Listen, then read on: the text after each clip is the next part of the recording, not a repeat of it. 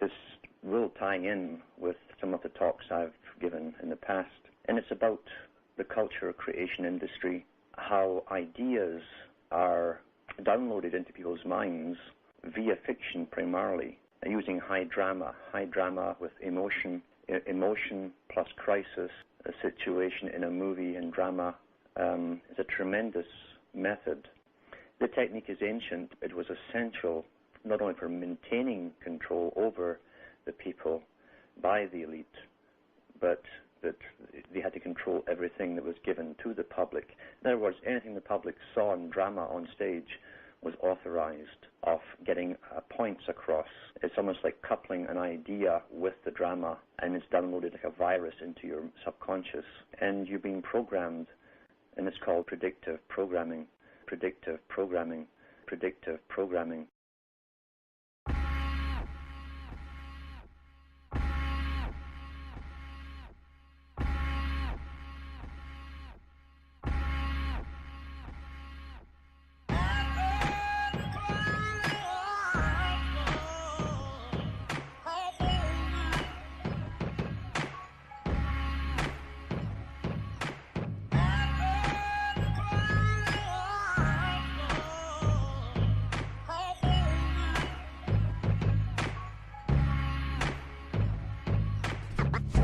Coming here talking about storms. How the radio say storm coming? What all you know about storm?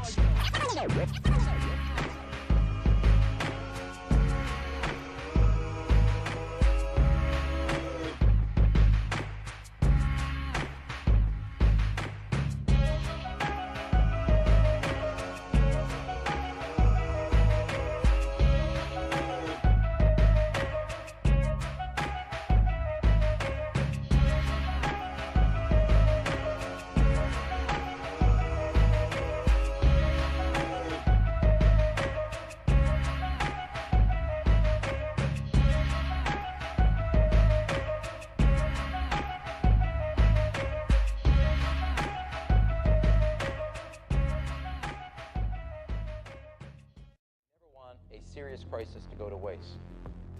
And what I mean by that, it's an opportunity to do things that you think you could not do before. Pentagon, the day before 9/11, Secretary of Defense Donald Rumsfeld declared war, not on foreign terrorists. The adversary is closer to home, closer to home. Closer to home. It's the Pentagon bureaucracy. He said money wasted by the military poses a serious threat. In fact, it could be said that it's a matter of life and death. It's a matter of life and death. Rumsfeld promised change, but the next day, the world changed. And in the rush to fund the war on terrorism, the war on waste seems to have been forgotten. My 03 budget calls for more than $48 billion in new defense spending. More money for the Pentagon when its own auditors admit the military cannot account for 25% of what it already spends. According to some estimates, we cannot track $2.3 trillion in transactions. $2.3 trillion with a T. That's $8,000 for every man, woman, and child in America. To understand how the Pentagon can lose track of trillions, consider the case of one military accountant who tried to find out what happened to a mere $300 million. We know it's gone, but we don't know what they spent it on. Jim Minery, a former Marine turned whistleblower, is risking his job by speaking out for the first time about the millions he noticed were missing.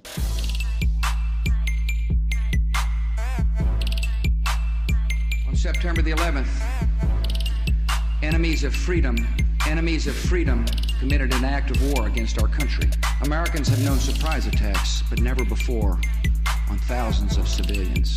All of this was brought upon us in a single day, and night fell on a different world, a world where freedom itself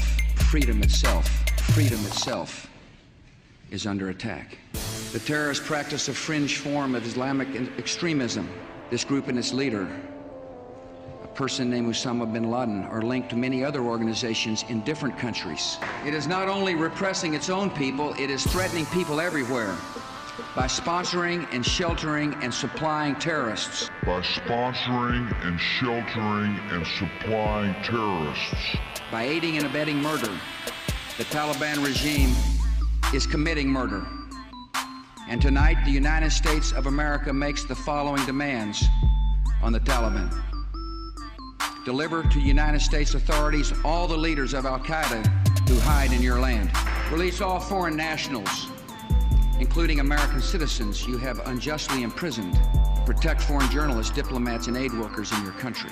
Close immediately and permanently every terrorist training camp in Afghanistan, and hand over every terrorist and every person in their support structure to appropriate authorities. Give the United States full access to terrorist training camps. Give the United States full access to terrorist training camps so we can make sure they are no longer operating. The terrorists are traitors. The terrorists are traitors to their own faith, trying in effect to hijack Islam itself. Trying in effect to hijack Islam itself. The enemy of America is not our many Muslim friends. It is not our many Arab friends. Our enemy is a radical network of terrorists and every government that supports them. Our war on terror begins with Al-Qaeda, but it does not end there. Our war on terror begins with Al-Qaeda, but it does not end there. We also have a history of kind of moving in and out of Pakistan. I mean, let's remember here, the people we are fighting today, we funded 20 years ago. And we did it because we were locked in this struggle with the Soviet Union. They invaded Afghanistan, and we did not want to see them control Central Asia. And we went to work. And it was President Reagan, in partnership with the Congress, led by Democrats, who said, you know what, sounds like a pretty good idea. Let's deal with the ISI and the Pakistani military, and let's go recruit these mujahideen. And let's get some to come from Saudi Arabia and other places, importing their Wahhabi brand of Islam so that we can go beat the Soviet Union. And guess what? They retreated. They lost billions of dollars, and it led to the collapse of the Soviet Union. So there's a very strong argument, which is, it wasn't a bad investment to end the Soviet Union, but let's be careful what we sow because we will harvest. So we then left Pakistan. We said, okay, fine. You deal with the stingers that we've left all over your country. You deal with the mines that are along the border. And by the way, we don't want to have anything to do with you. In fact, we're sanctioning you. So we stopped dealing with the Pakistani military and with ISI, and we now are making up for a lot of lost time.